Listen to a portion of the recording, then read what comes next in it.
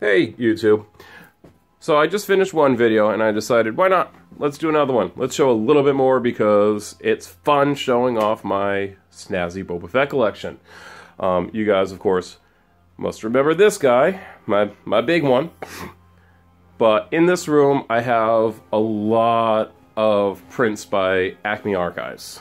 And I tend to love most of their stuff. Not everything, but a good deal. So I'm going to show off a couple pieces. Now, as you first walk in, you see this hanging there, which is a dark ink print. And it's not one of the canvas prints, which I typically have exclusively in my living room, but I think this one's still pretty cool. And I like how it relates to my life-size Boba Fett, and eventually my life-size Han Solo and Carbonite, which will be coming soon, hopefully. And then across from that, I have this print here. This is one that I purchased in Disney World at an art gallery, and it's not available on the Acme site. So I think that's a really cool one to have. Even though it has a relatively high edition size of 195 pieces, I feel like not many people have it just because you can't purchase it as regularly as you would one of the items off of Acme Archives Direct. Then hanging over my lounge chair here, a couple more of my favorite pieces. You have to forgive me, I don't know the names of all the artists. Up top there, that's a Brian Rude piece, of course, but down here, I don't know this artist's name, but I do love his work, and I do have another piece by him, which we'll get to. Then over here, a couple more. And in my print collection, I try to really vary the styles. I don't want everything to look the same. So I have these which are much more painterly versus something like this, which has a more realistic quality to it, that has more of a watercolor representation. So I like being able to see just all different styles of painting represented in my prints. And even though that one isn't directly Boba Fett, I was fortunate enough to actually meet the artist at Star Wars Weekends in Disney World, and he seemed like a cool guy, and I liked the piece, so I figured why not pull the trigger on it. And you know, it's a nice little addition. Again, different style, something different than everything else I have, so why not?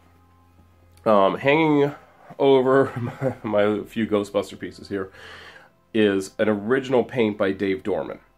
Now, anybody who follows Star Wars Expanded Universe, or Legends as you want to call it now, or Star Wars art, would be familiar with him as the man who paints the majority of the book covers for those old Star Wars books. And he's still doing Star Wars related art. So this is an eBay find, and I'm always kind of leery of purchasing things on eBay because you just never know.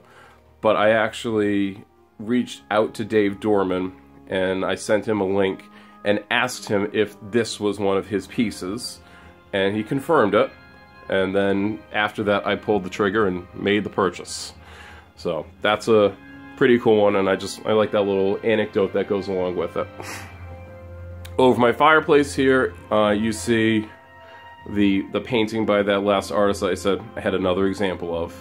And again, I just love his style, hyper-realistic, but still manages to be pretty painterly. And I also have a few other little pieces here. So for instance, this is the Sideshow exclusive edition of the Hot Toys 1/6 scale Boba Fett that came with the Sarlacc pit.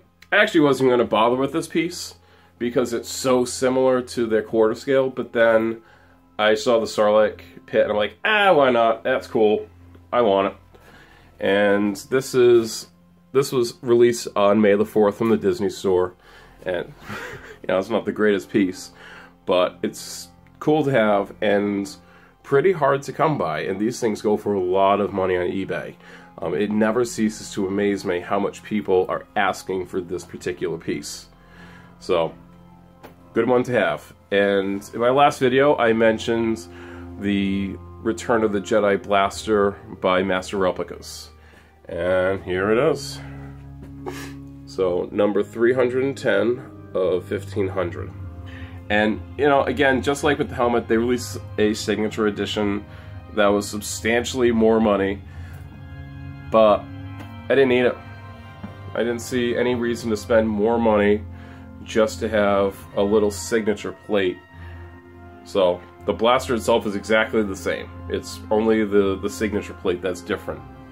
So, but I love the presentation of it. I love that it came in that nice plexiglass box, and it has that lovely little plaque. So I do miss Master Replicas. Their stuff wasn't perfect, but they released some very cool items, and they release them consistently. It bums me out that there's nobody right now who is making Star Wars props, licensed Star Wars props, at a consistent rate. So, still not holding my breath for that EFX helmet. But anyway, couple more prints here. This is one that I had seen online and didn't do anything for me. But then when I saw it in person, I loved just the sort of tone and vibe from it, so knew I had to have it. Same thing with this one. Saw it online, didn't love it, and then when I saw it in person, completely fell in love with it. It's reminiscent of sort of a Art Deco style, which again, unique. I don't have anything else in my collection like that. So I snatched that up as soon as I saw it. This was actually a re-release of a Christian Wagner piece that had been on Acme Archives Direct before I really started collecting again, because I had taken a hiatus on collecting for a few years, and I basically thought I wasn't going to get one. And then when I was in Disney during one of my trips, I walked into a store in their marketplace area, D Street, I think it's called, and they actually had a re-release that was done exclusively for Disney. I freaked out and I snatched it up. I was so happy to find this because I love this piece. I think it's very cool. I love the way that the image is composed. I love that reflection in the visor. So I was very happy that I was able to find it again. The major difference between this release and the original is that the signature and number is actually done in blue in the original. So that's sort of how you can tell.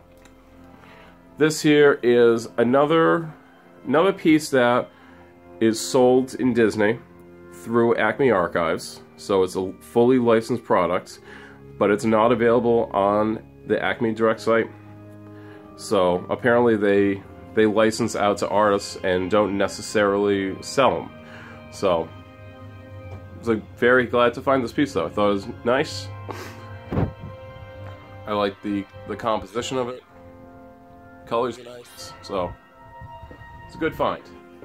And this is the last piece like that. This I found during a Epcot festival where they have little stations throughout World Showcase with different artists showcasing their art for sale. And again, it's fully licensed through Acme Archives, but it's not available on their website. And what stood out to me was sort of how graphic this was, how it's almost like a tattoo. And again, just like the style of that. So I was able to grab that literally the day before I left for home on my trip.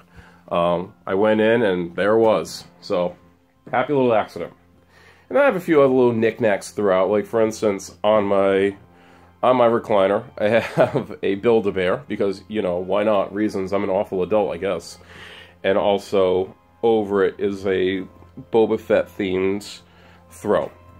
So, can't say no to the T-visor. On my couch, Mythosaur. Oh yeah.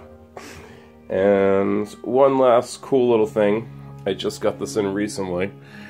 Shout out to Roman Props for producing an absolutely amazing replica of the Obi-Wan Kenobi Star Wars lightsaber.